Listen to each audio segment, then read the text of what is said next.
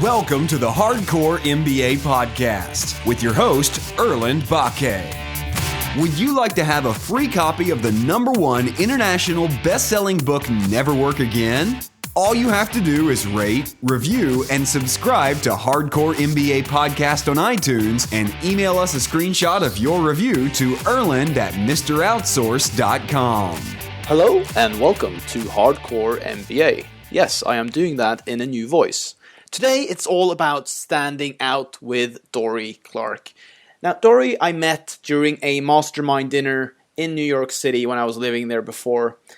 Dorie is an author, she is a professor, she is a guest on many of the famous news channels in the world, such as MSNBC, BBC, The Wall Street Journal. She writes for, Fortune, Inc. magazine. She is an amazing speaker. She's in Dallas at the moment. She travels all over the world, sharing her knowledge and her know-how. And she teaches, hundreds and thousands of people with her work. Isn't that cool? Yes, it is. Dorie, welcome to the call. Hey, Erlend, thank you so much. It's great to speak with you. So you've written 2 books. You've written Reinventing You, which was your first book. It was, yes. And now this year you came out with Stand Out. And tell us about the concept around the book. So I wrote Stand Out because I was really interested in trying to understand in this increasingly noisy world where people are bombarded with information. It seems like it's getting harder and harder to really break through because everybody, has a blog or has a podcast or a video or they're self-publishing books. They're doing. What are you trying to say? I'm saying you, Erlend. You're the problem. You're describing me. No one else can get heard because it's all Erlend Bakke. But we live in this world where there's just so much information. And so the question, it's easier than ever to put information out there, but it is harder than ever to get noticed for that information. This is the downside of not having gatekeepers anymore. There's a million upsides to not having gatekeepers because, you can put your ideas out. You don't have to wait. You don't have to ask anyone's permission. But the real question is, in that kind of environment, how do you break through? How do you actually get noticed and get your true talent recognized? Because people are just so overwhelmed. And so I wrote Stand Out so that I could try to piece that puzzle together. And I interviewed about 50 leading experts in a variety of different fields to try to understand what had brought them to the top and try to extrapolate out principles so that regular professionals, when they are creating awesome content like you are with Hardcore MBA and your books, which I have loved, how do people really be able to make sure that they get on folks' radar so that they can be able to have their true abilities seen and heard? And when you interview those 50 people, what's the benefit of actually going out and interviewing experts for your book? Well, obviously you get great content for your book, but what other benefits are there? Well, a big one, of course, is, and I actually have a section in the book talking about this, a lot of people don't necessarily frame it this way or think about it this way, but when it comes to interviews, like you're doing for the podcast or me working on the book, it's a fantastic networking tool. Ultimately, because we are in this sort of information deluge society, you get tons of people. Anytime you reach a certain level of prominence, you are going to start getting a large number of people that'll say, oh, I really want to meet you. I really want to have coffee with you. I really want to pick your brain. And at a certain point, you just cannot accommodate that. And so people shut down and they say no. And that's certainly true for people who are legitimately really prominent in their field. You will never get in. You'll never get to meet them. But if you come at them with a very different request, a kind of giving request, let me interview you for my podcast, let me interview you for my book, all of a sudden you move to the front of the line because they can understand it's not just you wanting to take something from them, wanting to take their time or take their ideas for free. You want to give something to them as well, which is more exposure to new audiences. And so for me, a big reason that I chose the folks that I did is that they were folks that I wanted to learn from. It was kind of a form of professional development for me, but also people that it would be great to network with. So folks that I thought were doing really interesting things, like David Allen of Getting Things Done fame, the productivity expert, Daniel Pink, who's written many New York Times best-selling books, Robert Cialdini, the author of Influence, The Psychology of Persuasion, which is really a seminal psychology and business text. Seth Godin, of course, the marketing strategist. So many people, and this was really my carte blanche to be able to ask them all the questions that I wanted. So I looked on it as a great opportunity. So I'm sure a lot of people listening right now are going like, okay, it's okay for you because you already had your book and you have all these degrees and all that. How do normal people get access to experts? So, it's actually much easier than you might imagine. And in Standout, I profile a guy named John Corcoran, who was a lawyer, and he started out, really without any major connections in the business world. He decided that he would start a blog and a podcast. And the interesting thing was, of course, when you're first starting out, you hardly even know what you're doing. You certainly don't have the connections to get big name guests. But what he did was he was very strategic in terms of his timing. And so he loved Dan Pink, and he had been following him for a long time. And so he knew from being on his email list that Dan Pink was going to be releasing a book. And so that's the time when, if you want to talk to somebody, it is particularly advantageous, and they are particularly likely to say yes if you come at them in the moment when they're trying to promote something. So John, had this nascent podcast, and he approached Daniel Pink when his book was about to be released. And Dan Pink said yes, because he was saying yes to all kinds of things at that moment. So he went ahead and did that. And so Dan Pink was his 5th podcast guest ever. And this was somebody that was really his hero, his idol. And just 5 guests in, he managed to land him.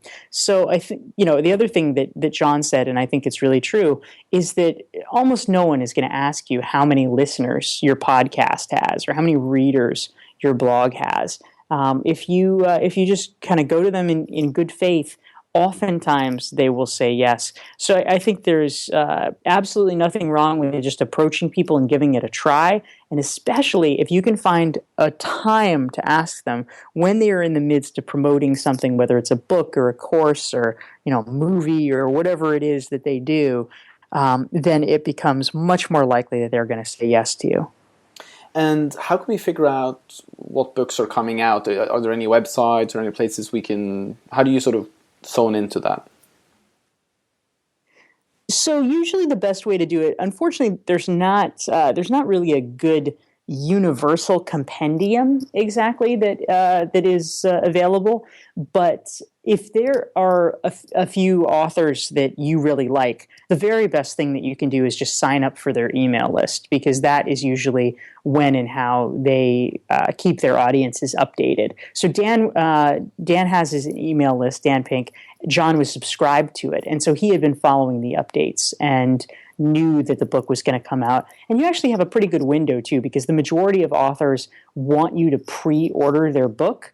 And so they'll start promoting the book 3 to 6 months in advance of its release. And so, that's plenty of time for you to strategize and set up the interview with them. If you want to operate in bulk, one thing that you could do is to make a list of the publishers that publish books that you like. So usually, now in terms of big publishers, there's very few of them. They're getting whittled down. There's, I think, I can't even remember if there were the big 6. There might even be the big 5 now because of the Penguin Random House merger. But it's either 5 or 6. So it's a small handful. But most of them have specific smaller imprints within the publishing company.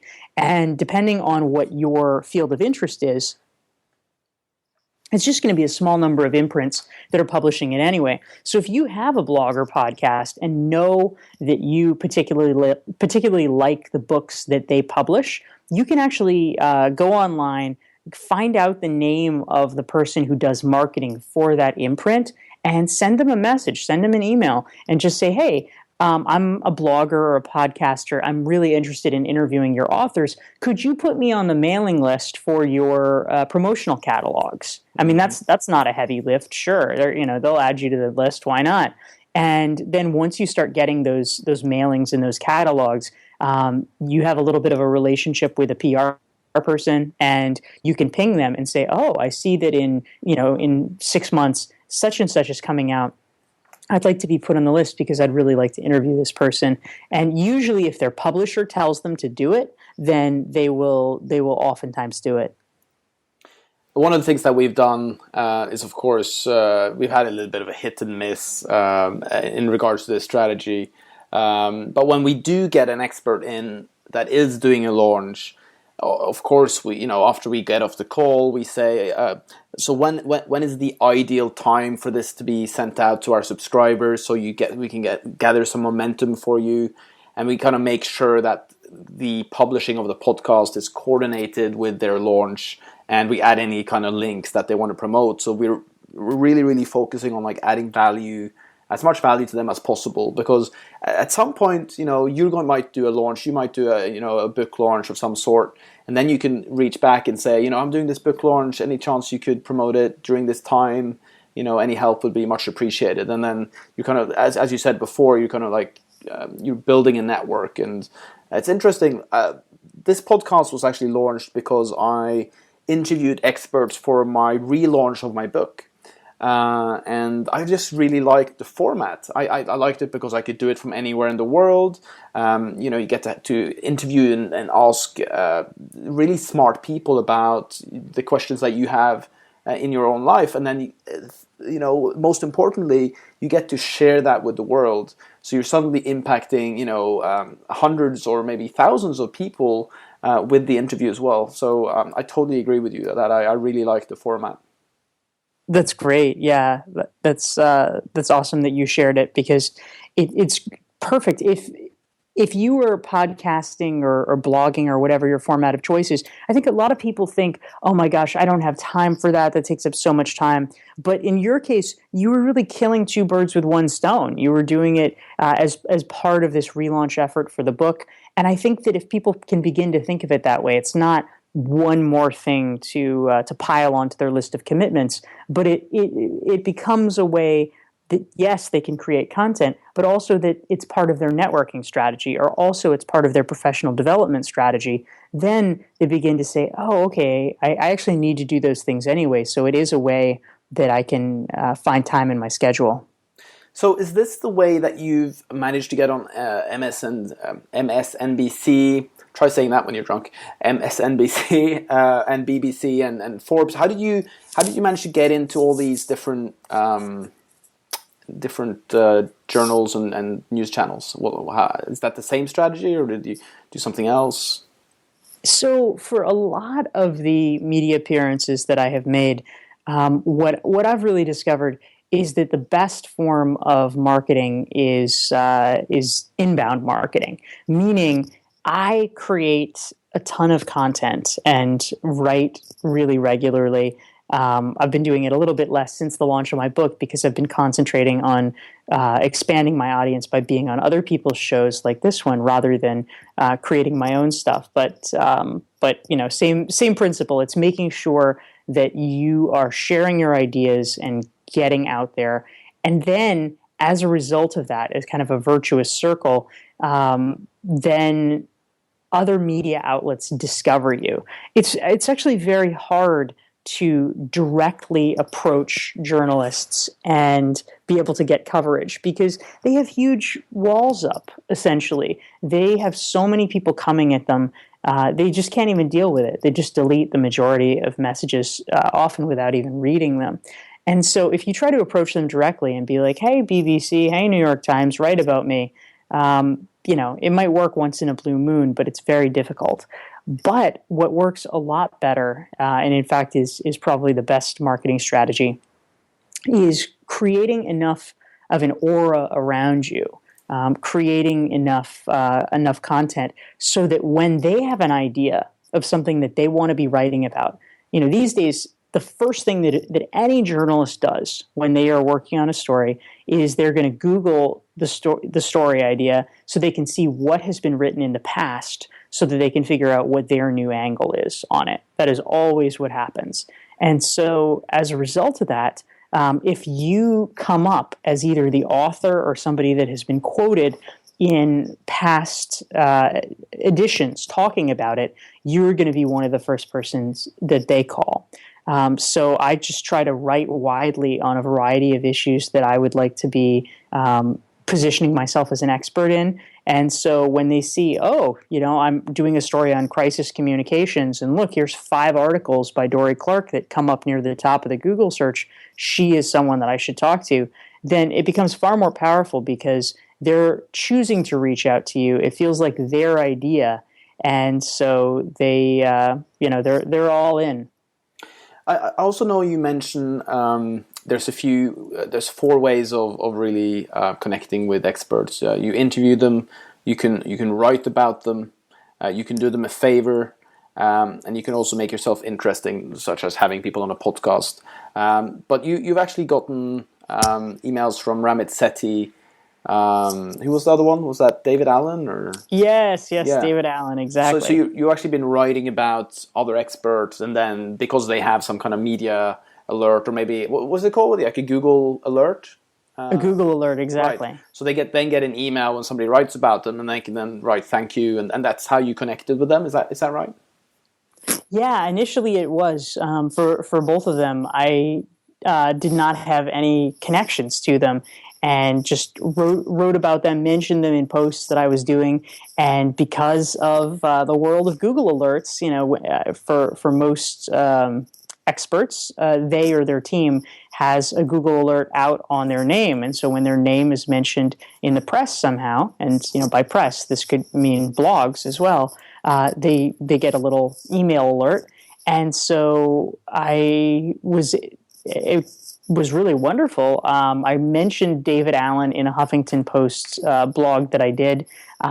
In no way did I think I was going to hear from him. I mean, I didn't reach out to interview him. It was sort of a casual mention, but he had seen it, and he was gracious enough that he wrote back to me right away and said, thank you for mentioning me. Would you like to do a call with me? Or there's going to be a workshop that I'm doing in your city in a couple of months. Would you like a free ticket? I mean, it's just extraordinarily gracious. And so I said yes, I jumped on it, and we did a Skype call, which was really fantastic. And so it started us communicating. And so as a result of that, he was one of the people that I interviewed in Stand Out. I got to know him better, and we've continued the conversation. Similarly, Ramit reached out to me when I wrote about him in a piece for Harvard Business Review, and he was going to be in my city, so we ended up having breakfast together. And now I've gotten to know him, much better over the subsequent years. We have spoken at a conference together. We've spent a little bit of time together, and he's one of the people that I interviewed for Stand Out as well. So it really is a process of deepening connections over time. So it sounds to me like you're out there, you're adding value first. You're constantly collaborating and adding value as part of who you are as a person, and that's why so many opportunities come to you. Is that correct? Yeah, I'm certainly trying to do it. I mean, it's one of those things that that people sometimes are nervous or hesitant because, I think a lot of people hear that and they say, okay, well, yeah, I get it. Sure, let's add value, but I don't know what kind of value I can add. And that's oftentimes where the discussion stops because they just feel like, okay, well, if this person is more powerful than me, or if they have sold more books than me, or they're more connected or whatever, then I don't have anything that I can give them. And so I want to push back on it because I do think it's essential. in a world where people are just deluged by communications and requests, if you can do something, whatever your thing is, whether it's interviewing them or writing about them or just trying to do, sort of small kindnesses for people, it absolutely will get you noticed. And sometimes it requires just a little bit of extra thought. But I'll give you one example of somebody who did that for me in the way that she could. She was a reader of my blogs and somebody who liked what I did. She's not, I don't think, a writer or a blogger, so she wasn't going to interview me, but she wanted to get to know me better and do something nice for me. And she noticed that there was a function on my website that was not really set up in the proper optimized way. And it was something that was kind of a hassle. There was not a sort of master way to do it with one click. And in order to fix it, you'd have to go in and literally go click, click, click, click, click, like 400 times. And a lot of people... 400? No, yes, it's awful. So a lot of people would have either ignored it or not said anything about it, or they might have sent an email and been like, "Hey, let me give you a tip. This thing isn't working right. You need to go fix it and click it 400 times." And that's the kind of thing that's like, okay, great. Well, does my website function? Like, is it going to crash my website? No. Okay. Then I actually just can't care that much because I'm way too busy to worry about like this minor optimization tweak. And anyway, that's what a lot of people would have done. And it would have been nice, but it wouldn't have been that helpful because I just don't have time to deal with it. But what this woman did was she said, you know what? You don't have to think about it. I'm willing to just go in and do it for you. If you'd like me to handle it, I will. Just say the word. And that was so nice. I mean, here's a professional, somebody who gets paid for working with computers and, was willing to go in and do this stupid thing for me that, click, click, click, that anybody could do. But she was willing to make that effort because she knew that it was something that I probably didn't have the time or the aptitude to be able to really do. So if you're able to just find a little small way to contribute like that, people really notice. So how are you able to stay with that focus? Because I usually divide people into three categories. You got like the most primal level, which is like, what's in it for me? Give me. Why isn't the government giving me? That's like the most basic level. And then you have the level 2s, which are like, I'll do this if you do this. So typically like the business owner employee relationship, like come work for me, I'll pay you this and you do this. That's not really the relationship you want as a business owner. But then you have like level 3 entrepreneurs and businesses that are like, oh, I'm just gonna, which we're talking about now, which is like, how do I just like see a problem that a customer has before they have it and know it themselves. So we're going to fix it and then we're going to tell them about it. So like, we figured out that, if we do it like this, you can increase your turnover by 5% and it's more effective, blah, blah, blah, blah, blah. Isn't that great? And do that as a third level kind of person. I find it challenging to stay in the third level all the time. Sometimes I go back and I go like, like old programming. Okay, if you give me this, I'll do this, which I find is a very, very shallow, very low level of business. And I strive to be like the level 3. So how do you stay? Have you been doing this for so long that you just kind of automatically think like that, or how do you stay there basically? Yeah. Well, I think that the trick to being able to stay in that zone is that you have to be in a space of relative comfort and security in your own life. And what I mean by that is that when you're in, as to use your framework, the level 2, where it's a quid pro quo, and that's pretty easy. The payoff is relatively immediate. Okay, I'll fix this computer program for you, Erlend, and you give me $500 or whatever it is. And I know that we have a deal, and I might wait 2 weeks to get paid, but I'm not going to wait that long. No big deal. Boom, boom, boom. But the trick is that in the kind of higher levels of giving, your outcome is uncertain. It's almost like like a venture capital portfolio where you've got, 10 investments and 8 of them suck and maybe one treads water and then one is a home run out of the park. And you don't know which one is going to hit the home run. And so it's tricky because if you're in a place where you're stressed out, you don't have enough time, you don't have enough money, you're worried about, doing all your paid work for clients and things like that, you actually in some ways can't afford, at least people feel they can't afford to be doing these kind of speculative favors or whatever, because a lot of people, it's not that they're jerks, but a lot of people are clueless, and so they might just take the help and say, "Oh, hey, thanks," and then they forget about it, and that's it. And it's like, okay, well, you really have to give it with the spirit of giving, without expecting something back, because a lot of people won't give you anything back. But it's just every once in a while, someone will be really classy and they'll notice, and that's what makes it worthwhile.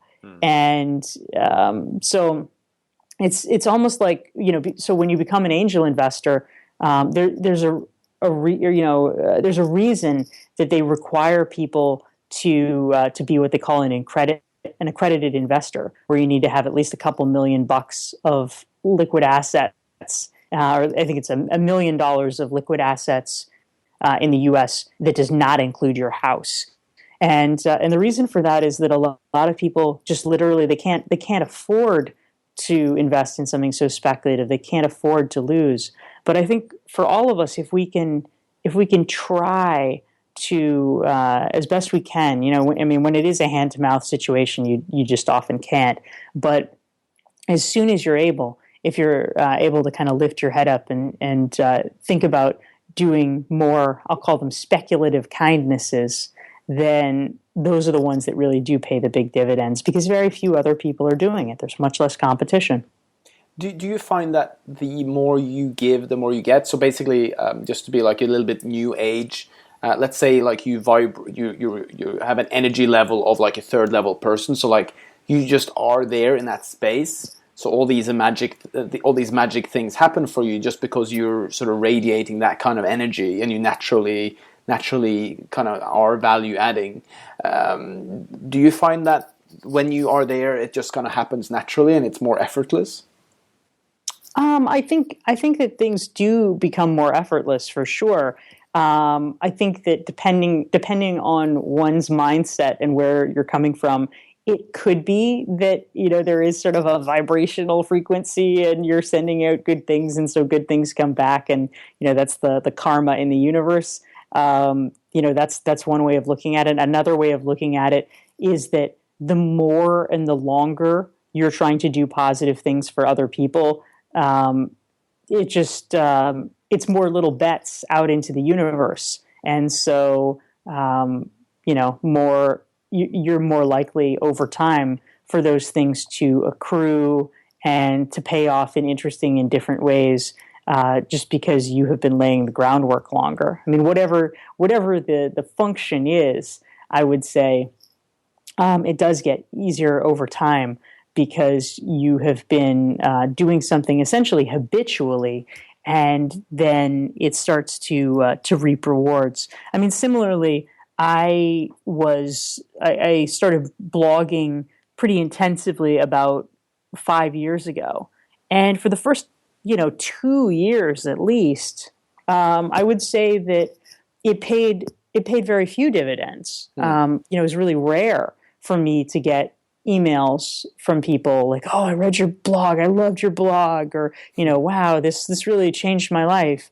I just hadn't gotten enough momentum yet. The snowball needs to build for a while before it can really roll down the hill fast and trigger an avalanche. But now, even though I'm writing less frequently, I am getting emails probably every day. I mean, I feel very fortunate, but just about every day I get emails from people saying, "Oh, I read your work and I really loved it," or "It really helped me in this way," which is a wonderful feeling. But it's something that took a lot of time to get to a level where that began to happen. It's interesting what you're mentioning about momentum, because it does.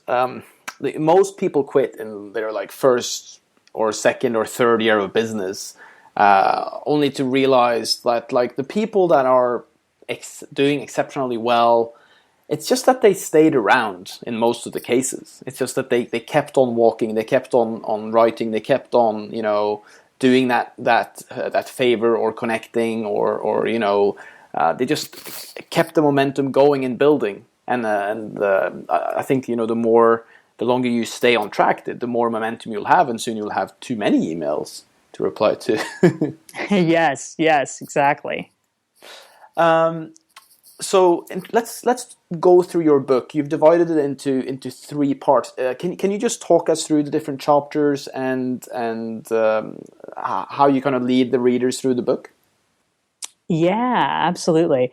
So basically, in Standout, the sections that I divided it into. The first one is about how to develop your breakthrough idea. Because the truth is, when it comes to becoming a thought leader, when it comes to becoming a recognized expert in your field, there's 2 necessary ingredients to that. If we break down the phrase thought leader, the first part, thought, is indicating you're known for your ideas. It's not just a kind of hollow celebrity. You are known because people think you have something valuable to say. So the first part then is coming up with that valuable thing to say. And then the second part, the leader part, implies that you have to have followers. And so it's about spreading the word, getting your message out there, and being recognized for it. So part 1 is how do you come up with your ideas that really contribute and advance the discourse. Part 2 is about how to build that following and get people excited about what you have to say, and so that hopefully they can become your ambassadors and start spreading the word as well.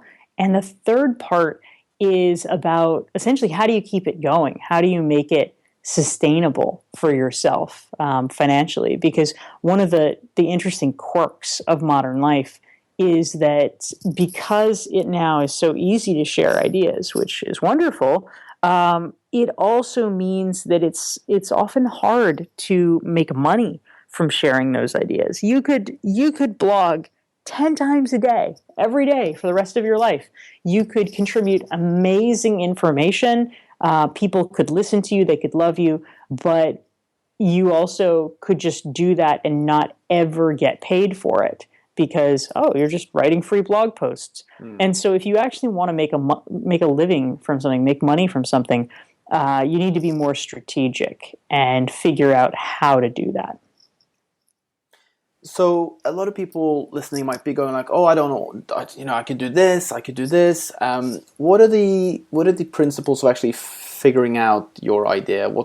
How can we do that? So how do you figure out your idea? In Standout, lay out 5 different strategies that people can use. This is, and the reason I did this way, there's not one kind of magic formula that everybody follows. What I discovered in the course of interviewing these experts is that there's kind of a smorgasbord of options to use a good, I like that word. It's Nordic Swedish. term. It's Swedish though.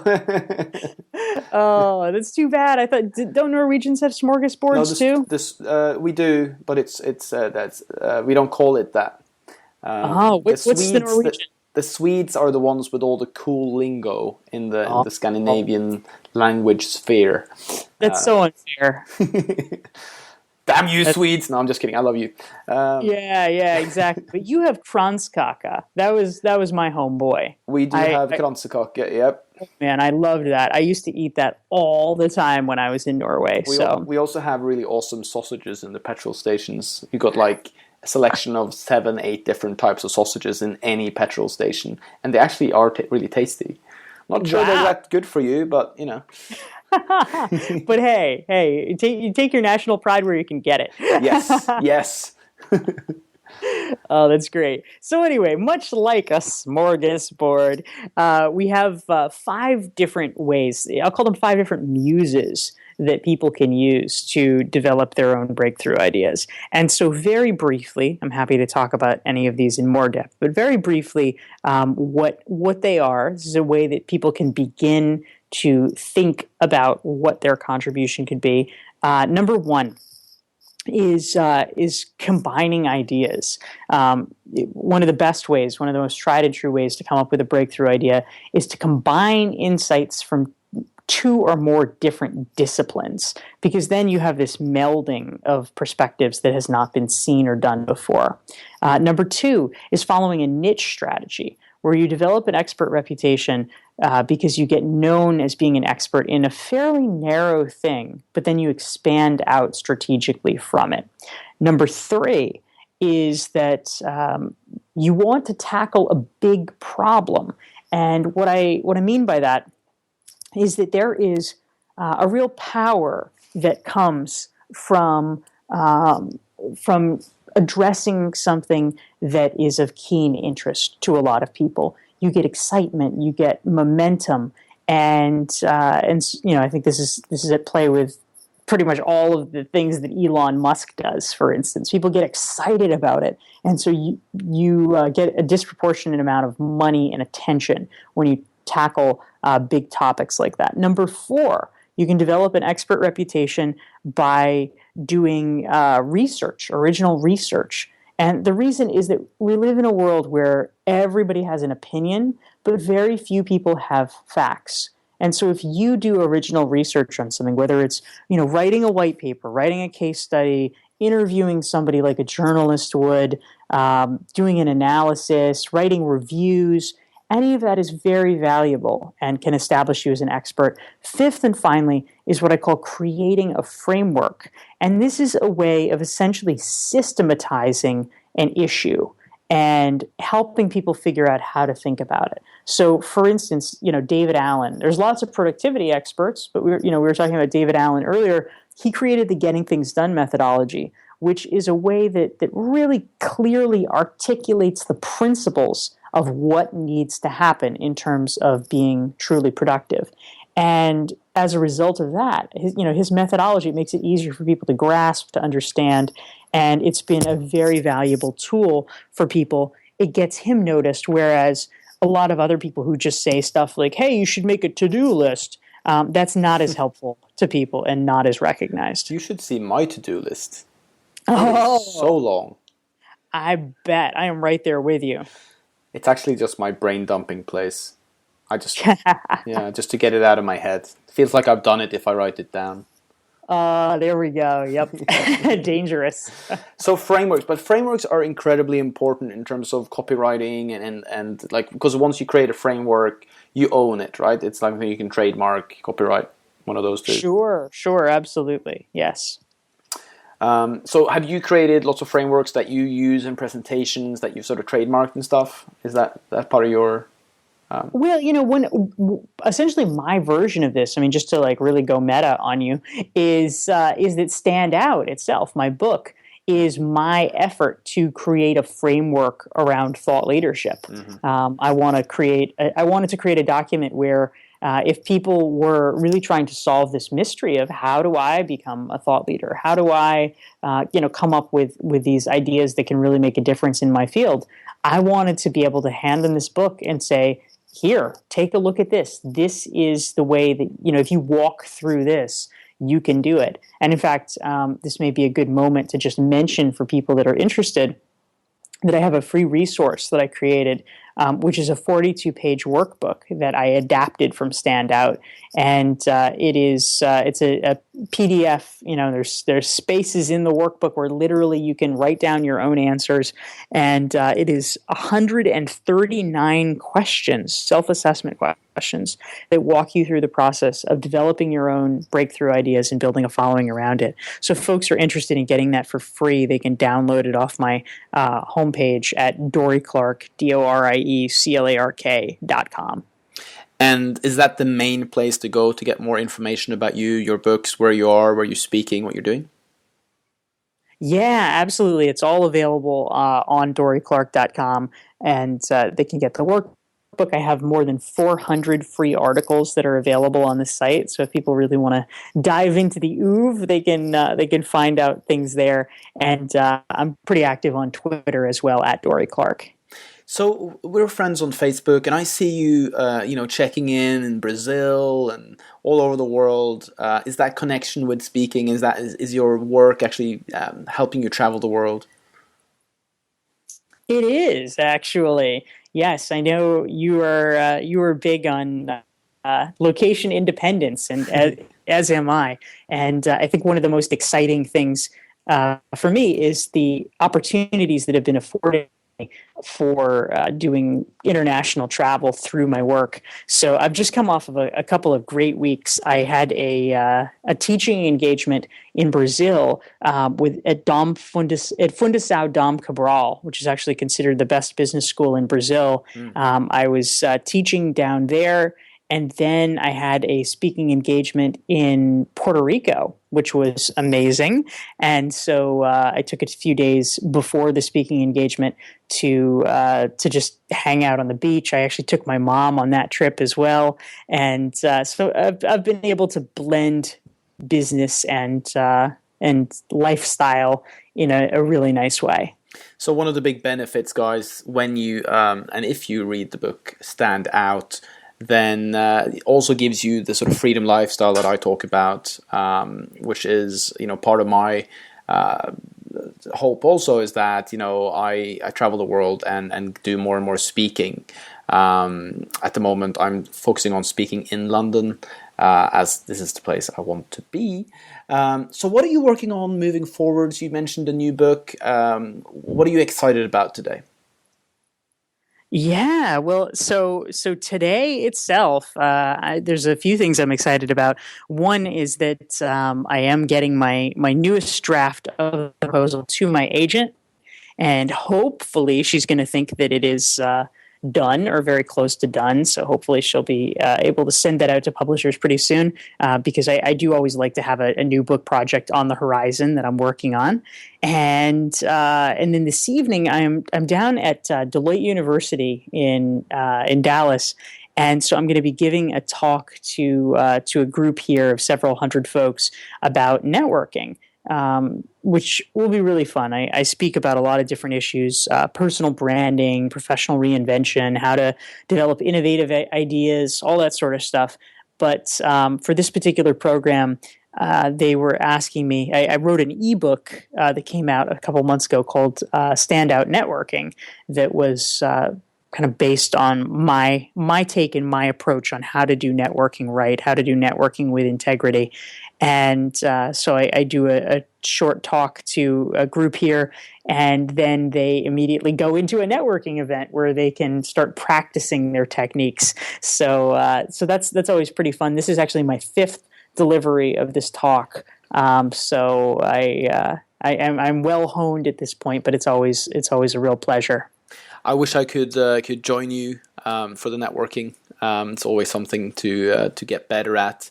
Guys, if you've enjoyed this episode, please go to dorieclark.com and check out her work. You can get the book Stand Out on Amazon. Read it, guys. I read it and I really enjoyed it.